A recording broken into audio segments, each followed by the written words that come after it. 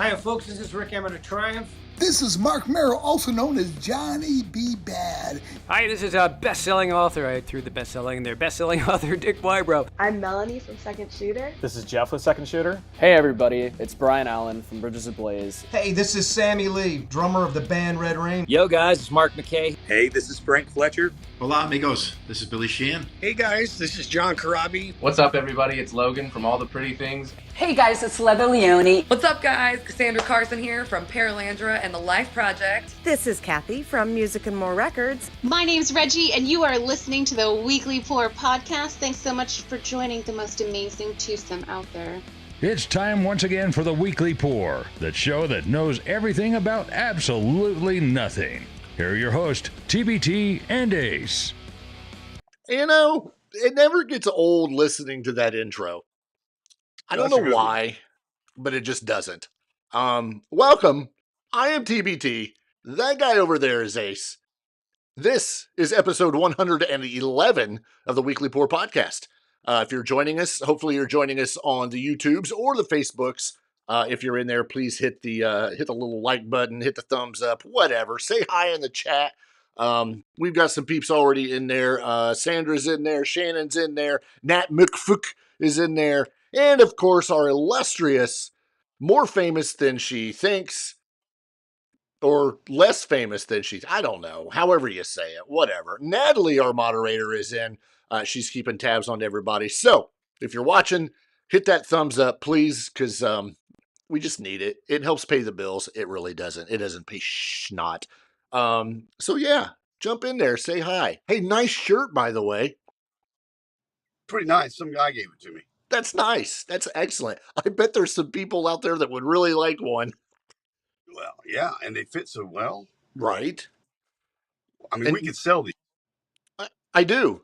$99.99 plus shipping and handling. And you just have to email us. Not really. Right. It sounded good. I have way too many windows open on this computer. Holy moly. Yeah. I got a bit of a delay, but that's all right. But at least you're crystal clear this time. Yes, I'm happy about that. So you're again in town for like 2 weeks in a row. Yes, it's amazing. It is. I am a traveling Wilbury. Yeah. Just don't sing like them. No. So this week, we had the idea of just moving the router down where I'm at, the modem, whatever it is. From your fourth story down to where you're at. Right, down to my level. Yes. Wait, what? And, yeah, so it's helping. There's still a little lag here, but seems to be helping. Yep, so far so good. What a week. Oh, look, the Viper has showed up. Finally. Yeah, I mean, not like he was late or anything. Well, he's been missing in action. Well, yeah, but I think a family member was here last week. Oh, okay. Yeah, I don't remember the name. Whatever. But at least he's here this week. You're right. You guys jump in. These are some of our regulars, and we need everybody else to jump in there and say hi, too, because, why not? So, without getting too political, next week is Election Day. It is. It's a big day. We would like to encourage you to go vote. If you haven't, just go vote. If you can get a day off from McDonald's, go vote. It's important. Right. Yeah. Right. It was super easy. Go ahead. I'm sorry. Oh, no. Go ahead. This is breaking news that I have to tell you, but wait away. I was just going to say that it was so easy when I went Saturday to vote, but then I heard that up north, I think in Indianapolis area, there were 2-hour waits to early vote. 2 hours. That was on insane. The news. Right. I mean, that shows you the importance of what's going on. I went during work hours. It wasn't so bad. Is that allowed? Oh, yeah, absolutely. Yeah, I mean, I wrote the policy. Well, you wrote the policy, and now you're policing out the door anyway, so who cares? Yeah, anybody wanting to hire a podcast guy, hit me up. The weekly podcast at gmail.com. Anyway, yeah. So my breaking news, we're talking about our jobs at McDonald's. Right. If you've not heard about this, they have a chicken Big Mac. A chicken Big Mac. It is a Big Mac made out of chicken patties instead of 2 all beef patties. Then it's not a Big Mac. It is a Big Chick Mac. Does it have the same special sauce, lettuce, cheese, pickle? Oh, you're close. You're close. It is 2 all chicken patties, special sauce, pickles, onion, lettuce, and stuff on a sesame seed bun. In the special sauce. So here's the thing. I got one. Oh, okay. Okay. I would go right now and go get one if I could. I would have another one tomorrow if I could. I would try it. It's I think I would. In the words of someone we both know, damn good. It's just damn good. Yeah, here's the weird thing though. You're thinking like a chicken patty. Like, I don't know, like, you know, a tenderloin like you can get in Indiana is just this massive freaking piece of pork that's deep fried for 3 hours and then put on a bun that doesn't fit. Right, with a toothpick. Right. The chicken is not like a round chicken patty like you could buy at your local grocery store. Nor is it a grilled chicken patty. This thing looks and tastes like a daggone chicken nugget on steroids. Oh, really? Same breading, same taste, all of it. So it's like they put a bunch of them together. It's about the size of the palm of my hand, and there's 2 of them. It's good. I liked it. Good. Yeah. Now Natalie's trying to sing the song in the chat. I was already doing it, so she's a little late. Yeah, that's all right. But I'm going to tell you, it's good. Highly, highly recommend it. At least once. You know, it's kind of like the McRib. You have to get it every once in a while. Well, this is one of those things. It's pretty good. And you can make a meal out of it. Maybe we can get sponsored by McDonald's. Wouldn't that be nice? Yeah. I'll ask when I go to work tomorrow. Digital Viper says it's the same artery clogging materials. Well, yeah, minus the beef. But there's chicken. It's pretty good. I just thought that was like some badass breaking news that I had to report on. Well, see, you just never know. Okay. I'm having technical difficulties. I can tell because you're everywhere right now. Yes, I am working on getting things to fit on my. That's what she said. Yeah. Here we are. I'm good. Are you sure? Yeah. Continue. Okay. Well, that was all I had. That's all I had about McDonald's. I mean, I did cook a crock pot meal with the help of Mrs. TBT. What'd you make? So you're not gonna believe this. Of all the places, you totally froze on me, and I have no idea what you said. I said, did it involve bourbon? No. Because when you guys do stuff, it's usually drinking involved. Absolutely. Usually drinking. Oh no, there was drinking involved, but none of it made it into the food. Sounds like a shit. Let me set the story. So there I was. Viper just said any Skid Row news. Viper, hold that thought because the answer is yes. So here I am flipping through social media. I won't mention what it is, but it rhymes with TikTok. And I come across a recipe, and I said, you know what? That'd be pretty good. It's simple. A little crock pot meal. A couple bags of hash browns, a couple pounds of hamburgers, some cheddar cheese soup, taco seasoning, and cheddar cheese. Or whatever cheese. And some beef broth. 4 hours on high. It was good. Sounds great. Yeah, so I made it. Made it Sunday, I think. Did you eat before the show? Yes. Oh, okay. Because I you're had talking about 4 pieces of cheese. that's why you're hungry. Well, I'm not hungry. I just, it was very important to talk to you about the big chicken mac because that's important news. I'm just glad you're not in the grocery store right now. Oh, no. Because Let me tell you about that. No, I'm just joking. All kinds of money. Oh, yeah, I know. Today would be a bad day if I was. Yeah, the grocery store just came to us about half an hour ago. Do you do the delivery? Yeah, we do. See, we have done that maybe twice because, we're way out here in the sticks. Where you currently live? Yeah, they'll deliver it. Did you pay for the gas, like a tank? It's free. But you live 27 miles from the nearest food location. Correct. Okay. They're losing money. They're losing money on you. A lot of times, Mrs. TBT will pick it up after work, just run over and do a pickup. But there's been those occasions where let's just get it delivered.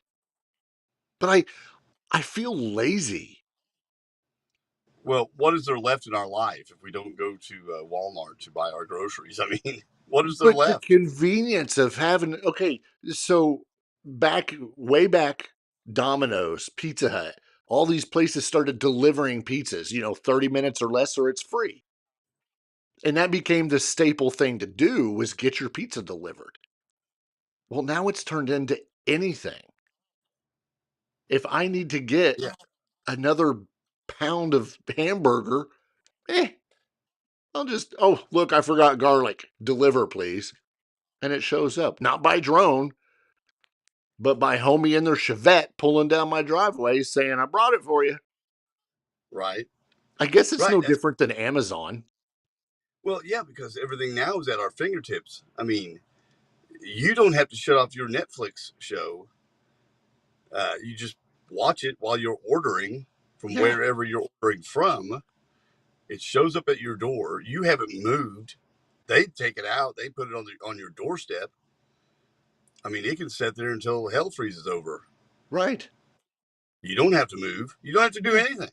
No, I can't wait to order a delivery when there's 3 feet of snow out there. I would refuse to deliver in that. Challenge accepted. Yeah, well. The only bad thing is you can't order alcohol. I mean, not that I would do that. What? Don't stop it. There is an app for that. Here?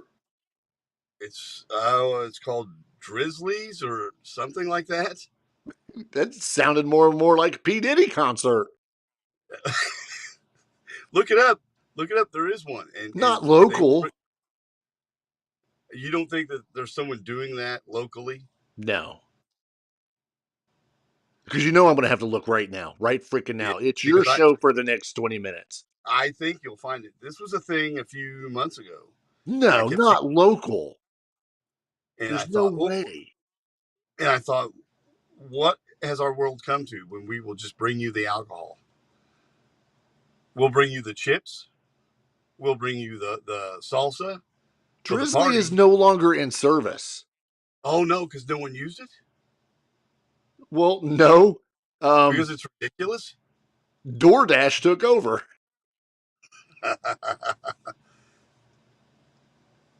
Or at least that's what it says. So you're saying theoretically DoorDash would bring you alcohol? Or Uber Eats. So I'm that going would to challenge this. Yeah, that would beg the question of making sure the driver is of age.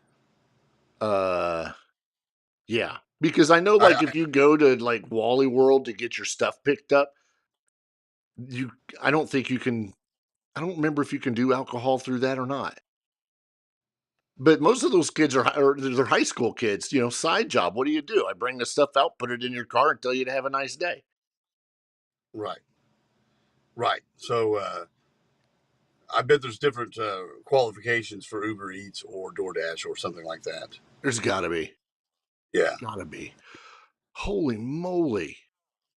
You've discovered a whole new world now. Well, I'm gonna check it out because I mean, if I can order Totino's pizza, you know, those little round microwave pizzas with a bag of Doritos and some alcohol, my weekend is set, as will every other person's. So, how far are we from never even moving out of our chair to go to the bathroom? Natalie will have this answer. What was the movie? Well, you may know. There was an animated movie that the spaceship was going to. Was it Wally? The spaceship's going to like somewhere 50,000 light years away, and everybody sat in chairs and moved, and they all got fat because they didn't have to get up and do anything. That sounds like Wally. I think it was Wally. But yeah, you're right. How far away is that as a reality?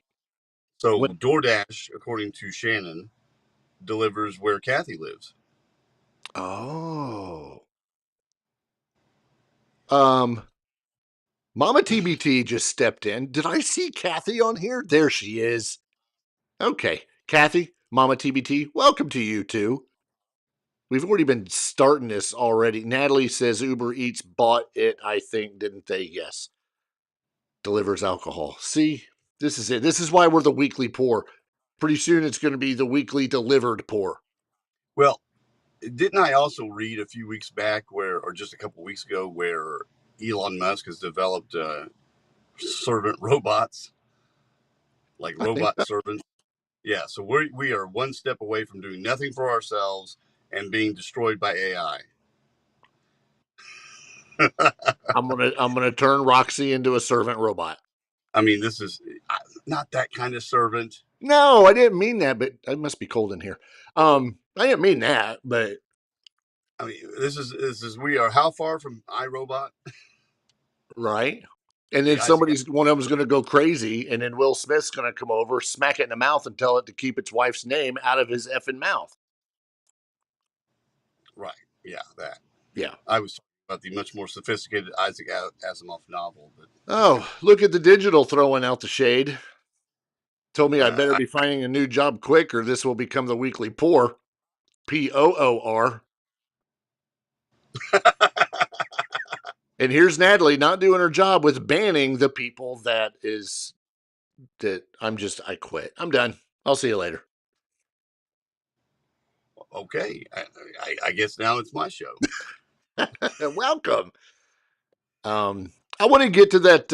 We're talking about alcohol, which leads me to Skid Row news. Oh, yeah. Our favorite subject. Yeah. So Digital brought this up being funny, but the funny thing is, absolutely, we have Skid Row news. So we got an email. We get lots of them, in theory. Skid Row there are a lot of it's spam, but whatever. Yes. We did get one, and it was from it's from, we'll call her Rachel. That's what we'll call her. Skid Row are currently celebrating the 35th anniversary of their chart-topping single, 18 and Life, with one of the best ways ever known to man. And that's by pouring you a shot. Get it? Pouring you a shot. Why are they doing this? Well, because Skid Row has come out with Skid Row 18 in Life Single Origin Ultra Premium Rum.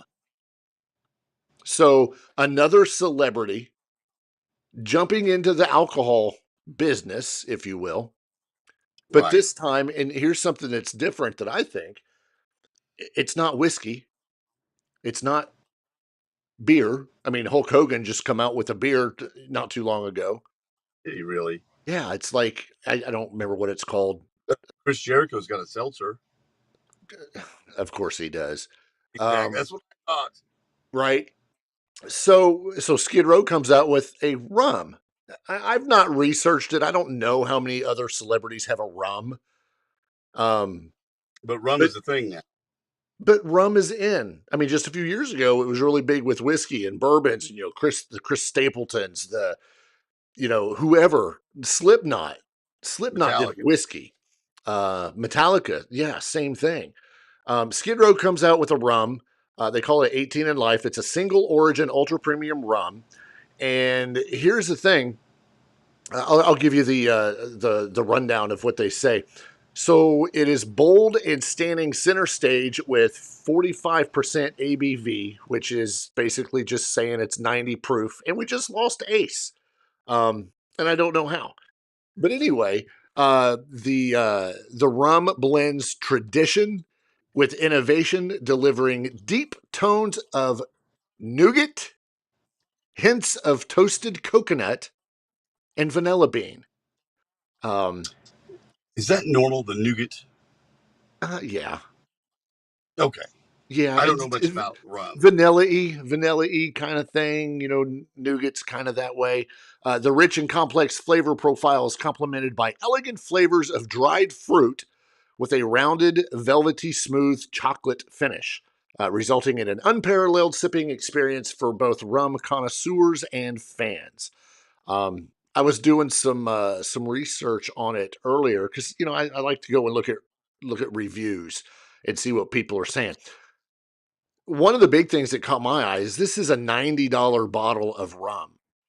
Oh, yeah, I did see that on the email. Yeah, it's not. That kind of shocked me because I wasn't expecting $90 to have to pay for a bottle of rum. I mean, I have, but not a celebrity rum. I don't know. It should. I would try it. It'll be interesting. I know that's one thing we're doing is we're looking to find a bottle so that we can. I just don't know if I'm going to throw it down. Is it However, already out? yes. Okay, it's already out. I believe so. Yeah, it's orderable right now. The one place I'm looking at right now, they only have 6 left. I don't know how many they got to begin with, but the rum itself is originating from Guyana. It's 18-year-old rum, which does add to the price of it because it's old, 18 in life. So it's 18-year aged rum, and it undergoes a unique finishing process in rare teak wood leggers in Europe. So they get it in Guyana, gets sent to Europe, right, and then it's bottled. I don't know. Fascinating. Yeah, Fascinating. I'm interested. I mean, it's rum or alcohol or rum or whiskey or bourbon. I'm there. So you already made me think of a couple questions already. Like, obviously they didn't just come out of the gate with a rum that's 18 years old. This has already been working 18 years. So it makes me wonder, how did they select it? How did they find this? How many places did they go? So the normal process is you just go taste barrels. Right. The marketing for this was probably, hey, we want to find an 18-year-old rum. And maybe it started off as whiskey. I'd love to get the story on this. It started off as whiskey as in, maybe they wanted to go find an 18-year-old whiskey. Ended up turning a corner and said, hey, let's look at rum. Find an 18-year-old rum. And it's like, okay, this is good. What can we do with it? So it'd be interesting to get the story. Maybe that's a possibility here in the future. But yeah, it's interesting. There is I don't know if I can pull this photo up. I'm going to pull this up and throw it on. Let me just throw it on here and see. At least the people that are watching, you'll be able to check out and see what the bottle looks like. Maybe. I don't even know where it downloaded to. There it is. There it is. Skid Row Spirits, 18 in life, single origin ultra premium rum, 90 proof, 45 ABV, available now. So yeah, there you go. That's what it looks like. Ta-da! Pretty cool looking bottle. Yeah. And so, Viper, there is your Skid Row news. Very interesting. Very interesting. So we'll see. We'll see how this goes. Maybe we'll get to talk to someone about it. Yeah, exactly. Speaking of people we've talked to and whatnot, Billy Sheehan was just interviewed again on, I don't even know where it was. Was it K-Rock?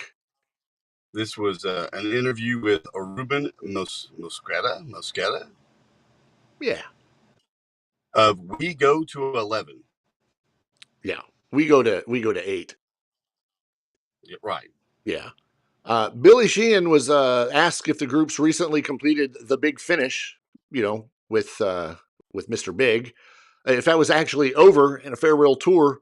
And Billy Sheehan said, yeah, this is it. This is the end. It's finished. There could be some extenuating circumstances that might pop up where they might do a show or two, but touring and recorded, they're done. They put a period at the end of the sentence. Right. No more. And he's been saying this since we talked to him a couple of years ago, that the last album was coming out, the last tour, this is it. But we hear that all the time, right? From rock bands. Motley Crue signed a contract saying they would never tour again. Kiss says they're done. We'll see, right? Yeah. Kiss has already been done once before. Ozzy did a No More Tours tour and then toured again. This is not unusual to say you're done, but Billy Sheehan is adamant. I mean, he's putting his foot down on this, saying, we want to end on a high note. And he was even asked in this interview, would you continue on as a recording entity? Like, go ahead and put some records out, and no, we're not doing that either. Which I can see why you wouldn't want to just make records without a tour. I mean, there's all sorts of things to consider, mostly because you're nowadays touring or putting a record out to have an excuse to tour. So You're not putting a record out and then supporting it with a tour. So there's just no point. There's just no point in it. Right.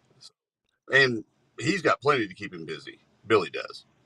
Yeah. And the funny thing is, Eric Martin, of course, the frontman for Mr. Big, he once again has admitted that he was second guessing the group's decision to stop touring after the Big Finish farewell tour.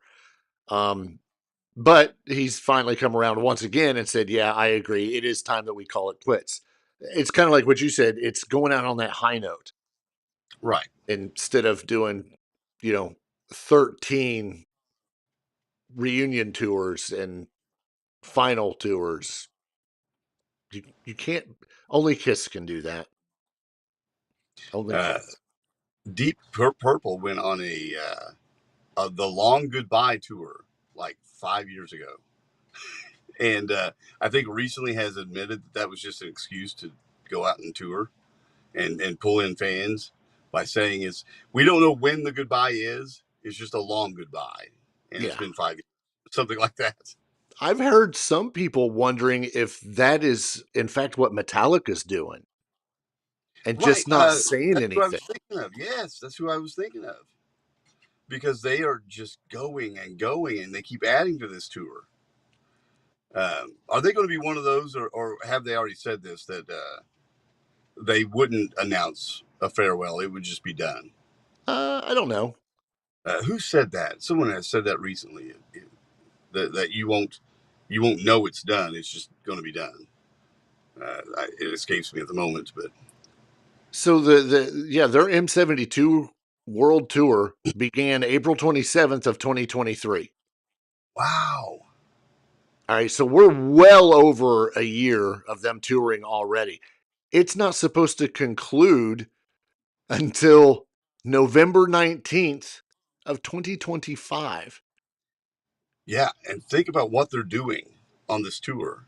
I mean, they're doing 2 shows with what two sets of opening acts, three each night, right?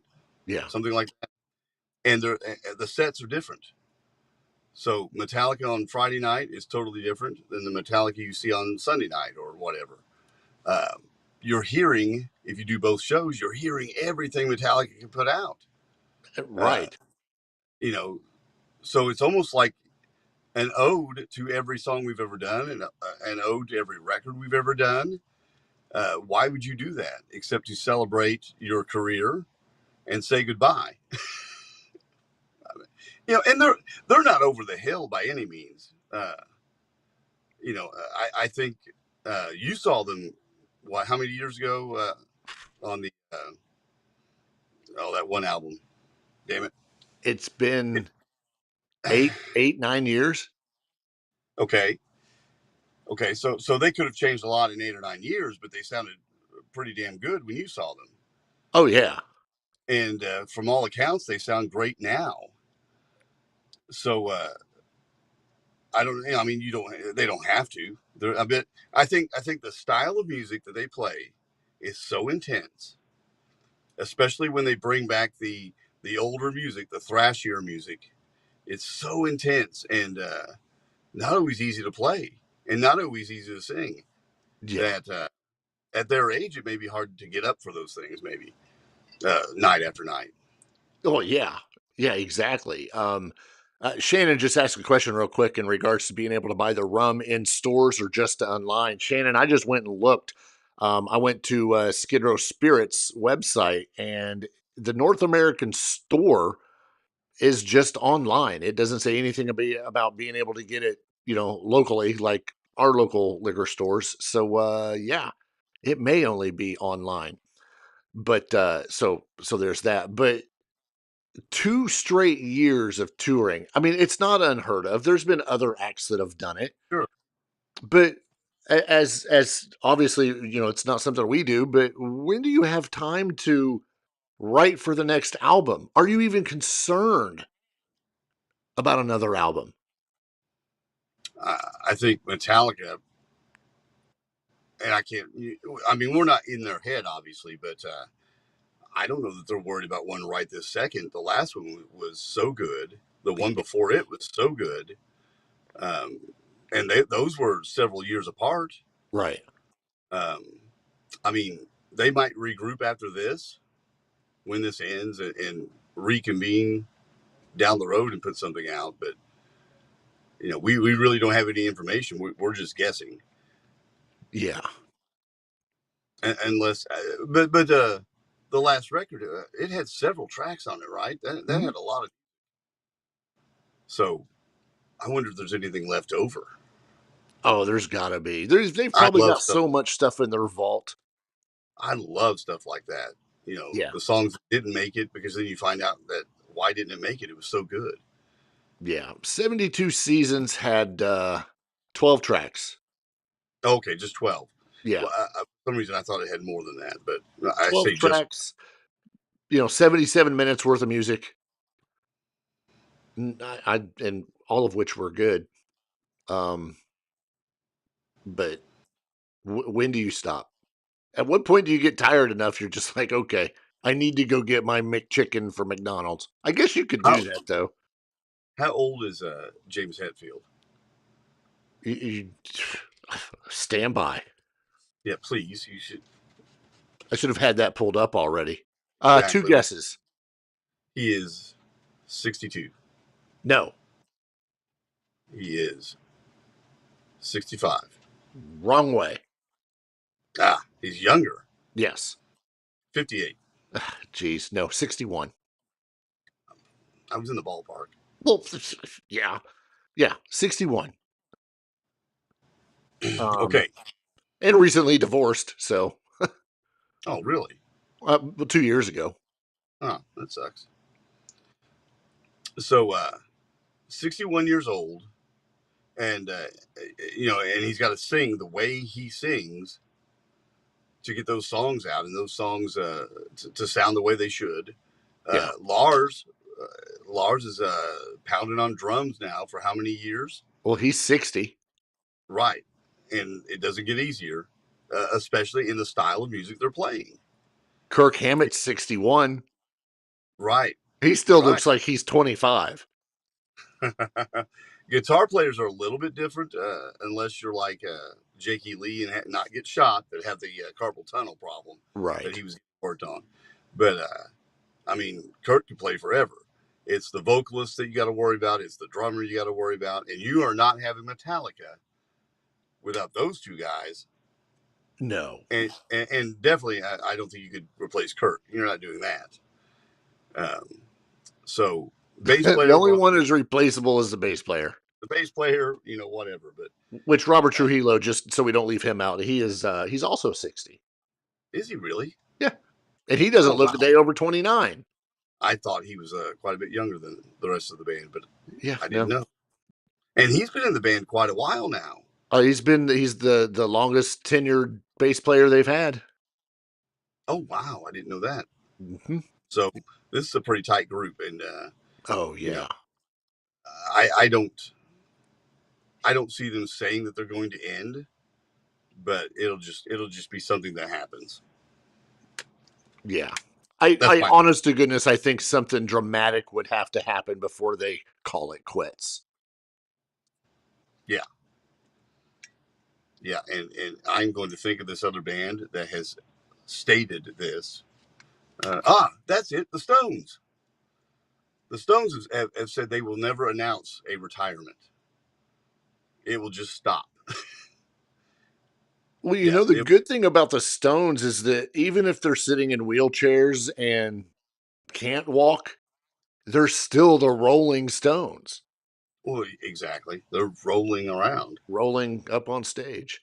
I think they're a far cry from that at this point. Because we see the video of Mick Jagger running back and forth, on the stages this summer, like like a 20-year-old. I don't know how. I mean, you got to have a lot of confidence and some really good balance at his age. But yeah, they've said they won't announce it. It'll just end. They don't want the attention, to be on that, and the whole farewell shows and farewell tours and all that. They don't want the attention. I feel like Metallica is almost the same way. Robert Trujillo's been with Metallica for 21 years. Wow.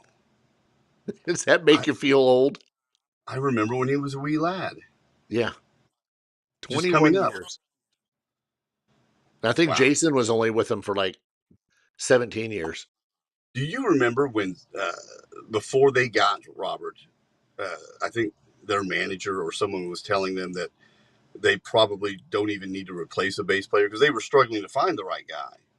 Well, and Bob Rock was playing with them for like a year, maybe 2. Yeah. Really? Yeah. I don't know if he was like on stage playing, but like album wise. Yeah. Jamming in the studio, it was Bob Rock. Oh, that's pretty cool. Yeah.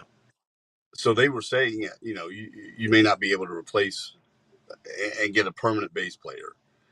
Just find someone who can fill the sessions, figure it out on tour, but you're probably going to have a revolving door, which seems kind of silly, but they found the right guy. Oh, without a doubt. We would have already replaced whoever that bass player was if it wouldn't have been Robert Trujillo that they picked. If it would have been Twiggy or somebody else, they'd have already been gone, in my opinion. Yeah, you're probably right. And we'd be on, and I think that was the point, because the next guy is going to be another short-term bass player, another short-term bass player. So finding the right fit took some time. But now, 21 years later, he's still. At some point, they have to admit they made the right decision. And they haven't turned down his mixer in the studio. And he's recorded new music with him, so that's something. Exactly. Staying with the whole, it's not even related at all. Joey Allen from Warrant has come out and stated, I swear this is water. That's all that's in here. This picture from the article, why does he look like One Man Gang? I don't know, but that is literally the exact same way he looked when I got to see them in Nashville, Indiana. I literally think he's wearing the same thing. But Joey Allen says that there is a Warrant documentary in the works. He was asked about whether it had been any talk about a follow-up to the 2017 Louder, Harder, Faster album. As transcribed by our friends over at Blabbermouth, Joey states that here's the deal with Warrant on records. is that the first 3 records, with Janie Lane, Janie was the creative force behind all the songwriting, which is fantastic. He was great at it, and it was magic for everybody. You've got a guy that's bringing in like Mr. Rainmaker, Uncle Tom's Cabin, stuff like that. Joey Allen himself not being much of a songwriter, as he is a guitar player, and he's a great guitar player. He said that Warrant fans can expect to see something else that might satisfy their craving as a new product versus having an album, and that's going to be this hopeful documentary. So what was it? There was a private video from '87. So if anybody was in the band from the front end on, from Dirty Rotten Filthy Sick and Rich on, they're going to get a peek behind what we were doing, what you thought we were doing, and all that. Gosh, I don't remember what the name of that was. Which one? Wasn't there a video that came out on on VHS from Warrant in regards to Dirty Rotten Filthy Stinking Rich? It probably was called that. Yeah, it probably I was. don't know. But anyway, there's going to be another one, and it's going to come out. There's no saying when. I'm looking through this article real quick, but hopefully they'll get another one in. Hopefully in the next few years. Louder, Harder, Faster was the album was released in 2017, and it had some good stuff. It was a pretty good album, and a lot of people were just wondering what's going on because 2017 was we're coming up on 10 years ago. Well, he says something in here about not exactly knowing what the blueprint's going to be because, as we've talked about before, he mentions, do we put out a new album because maybe no one cares, or do we just do a few songs at a time and release 1 or 2 here and there? And that's a lot of people are doing that because it gets right on the radio. It's a great song. You put your best foot forward, and they're established. Right. Their fan base is established. If you like Warrant, you're going to go see him. Doesn't mean you're going to run out and buy the new record. That's hit or miss sometimes, especially when you don't have the driving force in that band that writing the songs like Janie Lane. They're on their 3rd or 4th lead singer, I think. Yeah. Something like that. I think Robert Mason the singer now, I believe. I think he is. Yeah, and well, he's their 2nd singer because he's actually who replaced Janie Lane. But there was a guy before Janie Lane, I believe. Okay. Yes, because Janie was a drummer. Right. Drummer, and had to actually go somewhere to, I think he took singing lessons and frontman lessons and guitar lessons, and right, because determined to be that guy. Exactly. And you can't tell that story about Warrant without telling Janie Lane's story. You can't. No. But there is more to the band than just that. They did continue on after, which some of that will be interesting to see if it's done right. Everybody had those stupid video cameras back in the day. Everybody put their stuff on VHS, holding up your camcorder, with your VHS tape, and everybody still has those. Kids, if your parents pass on and you inherit their house and you go looking through their stuff and you find blank VHS tapes, just throw them away. You know what I've seen. You speak of that. I don't want to know. Well, on social media, I've seen these cool things where, and I don't remember anyone doing it to this extent, but they'll have these certain high school videos from 1980, class of '88, high school video, and it's some guy walking around the cafeteria and the hallways and videotaping all his buddies back in the day. Right. And then they discover it again. They found that tape in a box somewhere and they digitize it and put it on Instagram or whatever for this certain size. And there's a ton of those, more than you think. Oh yeah. And the cool thing is, if it's in New Jersey or if it's in California or Texas, it doesn't matter. It's right here where I'm at because it looks the same. It looks exactly the same. Right. Which I love. I think it's great because we all, people of every generation have a shared experience. And it's kind of neat to see that no matter where I'm at, there was thousands of other people that had the same experience. Exactly. Well, as promised, I believe it was last week, we said we were going to dive into the world of heavy metal and rock music with horror movies. We are in the season of Halloween. It's spooky time. It's time to get scared by boobies. I mean, it's that time of the year. See how I did that? I got that moved in there. So Ace and I have both done a little bit of research and come up with a bunch of different things. I will admit that there were some things that I hadn't even thought of in years. Now, it may not have been the entire soundtrack, but just random songs that made it into scary movies that in reality kind of makes them spookier. There was a list that was just put out about a week ago. That's the 20 best heavy metal horror movie theme songs as ranked by fans. I don't know where they got these fans from. It wasn't me. It wasn't me. I wasn't polled. Anyway. I'm going to go all the way down to number 20. No, because I don't think they're in any kind of order like that. Oh, you know what? You can get on here and vote right now. Okay, so here's the list. We'll go through these 1 through 20. Yeah, some of them won't take long to get through. These are on the list. These are in ranking. You can go onto this website right now and rank these. This is the number one so far. Let me go down to 20. Yeah, 20 will jump up here soon. But currently at number one is Hellraiser from Motorhead, which was off of Hellraiser 3, Hell on Earth, which is 92. Right. And that version is, of course, the one Lemmy wrote, but the one you might be more familiar with is the one Ozzy did, right? Right. But both are great versions. It's a great song. I remember the Hellraiser movies too. Those are a lot of fun. That's the one with Pinhead, right? Yeah. Yeah, those are great. Yeah.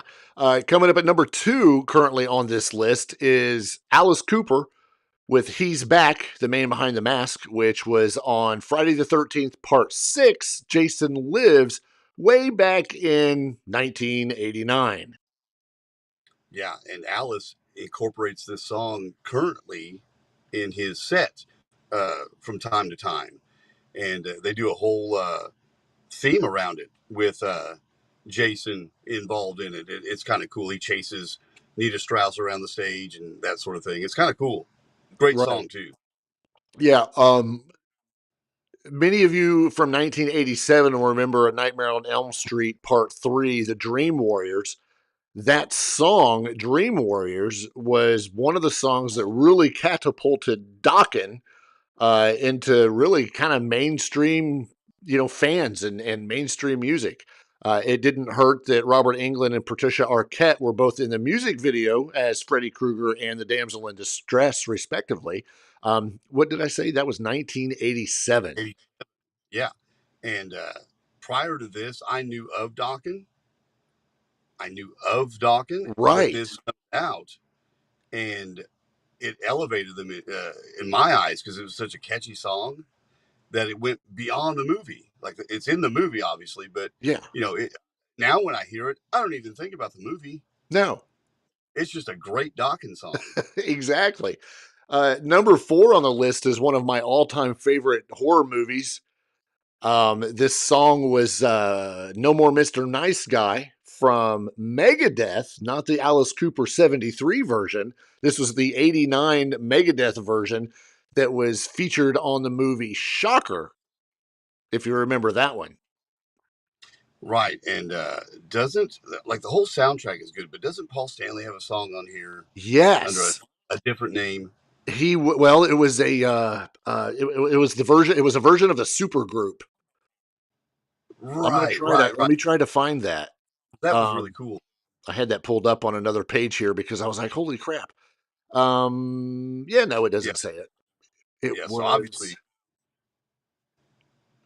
Yeah, I don't remember what the name of that super group was.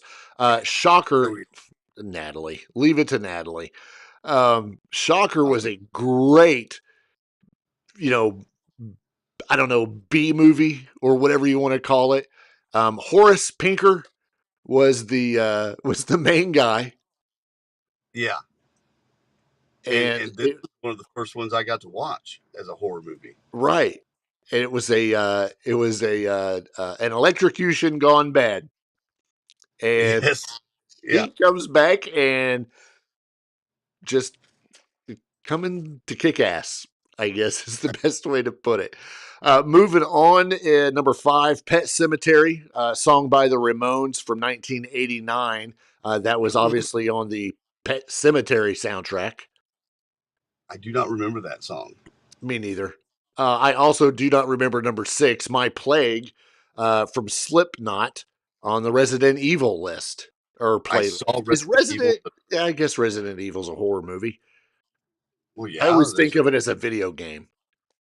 The video games are much better than the movies. Right. I know an expert. She's related to me, and she will rant for days. I was not aware that there was even a Ghoulies 2 out. But apparently, in 1988, Wasp provided Scream Until You Like It for the Ghoulies 2 soundtrack. How did that one get approved? How did Wasp get that one by? Because I don't know. That's a great song, but right. But Scream Until You Like It. Yeah. It sounds terrifying. It does. It does. You've seen Blackie Lawless. Right. And he's terrifying sometimes. All by himself. I'm skipping a few of these because, I don't recognize them.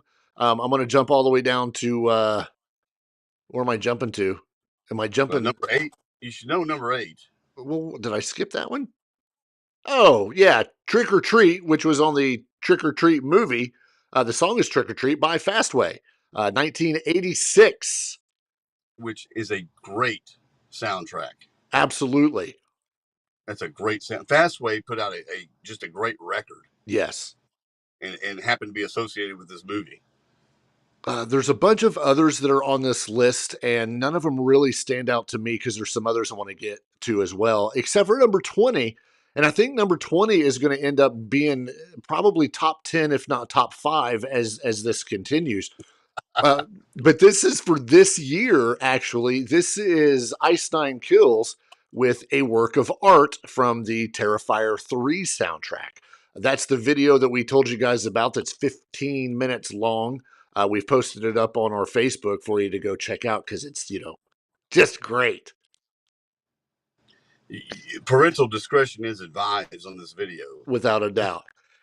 You and I, right before the show started, we started talking about some other great, these aren't soundtracks, but just heavy metal horror movies. And of course, one of the first ones that comes to our mind is Monster Dog, which is Alice Cooper. This was, he wanted to star in a low budget sleazy horror movie, and it was a perfect vehicle for him. And it was one of his first big commitments since getting sober. That's, I don't remember if I've seen that more than one time. I don't know if I've seen that at all. Really? We're going to have to look and see if we can find it. There was a couple others. There was one list that I was going through, and some of these movies were not like horror movies. And it was, I guess some of them are. Well, they're not. So, Loudwire, 12 heavy metal horror movie soundtracks that totally slay. As I was going through this, there was a lot of these that I didn't even think about, especially since some of them were remakes, like Halloween in 2007. Rob Zombie's remake. Right. Of course it had metal music. Alice Cooper, Kiss, The Misfits, Marilyn Manson. I mean, it had a bunch. Right, and that's the controversial remake, but I like it. I like the Rob Zombie remakes. Right. That's your second thumbs up this whole episode. Okay, I lost track of it too.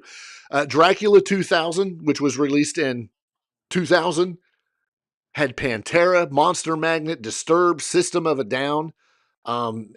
and Slayer's hit song Bloodline made its debut in that movie, which is kind of cool. Slayer's hit song? Yeah, Bloodline. Listen to it. It's a hit. Okay. Queen nothing against Slayer. Queen of the Damned was on this list. I don't view that personally as a horror movie. I mean, yeah, sure, it's a vampire movie. Those are gothic. Yes. So we're skipping it. But yeah, it's gothic. Strangeland from D. Snyder. Oh, yeah. That was a soundtrack of all soundtracks. Yeah, that's a fun movie, too. Anthrax, Megadeth, Pantera, bunches of them. The next one that's on this list that they talk about is The Crow. The Crow was not a horror movie. No, it's a dark noirish type movie, but I don't know. Yeah, and you spell that with a G-N, a Gnarish. No, Noirish. Don't ruin this for me. 1986, Trick or Treat was the movie. They had a pairing of Motorhead's guitarist Fast Eddie Clark with UFO bassist Pete Way. Yep, forming Fast Way. Mm-hmm. Get it? 2002's Resident Evil had some stuff on there. Slipknot, Marilyn Manson, Rammstein. I think we mentioned that earlier because, the video game. Texas Chainsaw Massacre, 2003 remake. Pantera. Yeah. Pantera, Hatebreed, Lamb of God. That is my favorite Texas Chainsaw. Yes. I think it's a great remake. It's a great movie. And the soundtrack rocks. Oh, yeah, without a doubt. IMDb come out with a list, and it was once again not horror movies.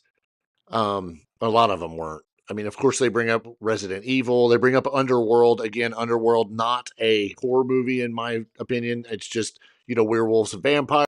They go on to talk about The Matrix, how that had metal in it. This mentions Kiss Meets the Phantom of the Park, which came out. That was absolutely a horror movie. What, 46 years ago today or something like that, or this week? Something like that. 1978, do the math. Yeah. But that was a fun movie, but not one I would call an Oscar winner, but it's a fun movie. Natalie just said that we could have it because she hates scary movies. I love scary movies. Scary movies are the best. They are the best. Some of my favorite times are watching scary movies. Yeah. House of a Thousand Corpses. Good movie. Any of those Rob Zombie type directed movies, you have to watch. You can have a Rob Zombie weekend and watch just some of the stuff that he's done. There's a whole plethora from Halloween, Devil's Rejects, Lords of Salem, Grindhouse. Right. I mean, Devil's Rejects, the sequel to House of a Thousand Corpses, and it was even better than the original or the one before it. I can't see it, so you'll have to. Kathy's favorite horror movie, Step Brothers. Which is probably playing right now somewhere because it's on all the time. But yeah, anytime we go to her house and when we walk in the door, Step Brothers is on. That's great. It is a good movie. It is a good movie. This list also mentions Monster Dog, which you talked about. Yep. But I'm reading the description, and now I want to see it. It says, a rock star returns to his childhood home to shoot a music video while a pack of wild dogs are on the loose, killing off the local residents. That sounds amazing. It does. I mean, it's just nothing better than sitting down with a, good old horror movie and a bag of popcorn. I'm trying to make a video here. Dog, stop. Stop. Or at least be quiet. Yeah. So those are some good ones. Check them out. It is Halloween week. Halloween's in 2 days. Of course, it's supposed to rain here. But, it was a nice balmy 80 degrees today in central Indiana in October. Weeks with no rain. And then that one day, Yep. I had a friend of mine who's, well, I'll just say it. They're blind. And they were reading a horror story as we're talking about this. They were reading a horror story in Braille. Interesting. Yeah, and they were like, something bad is about to happen. I can feel it.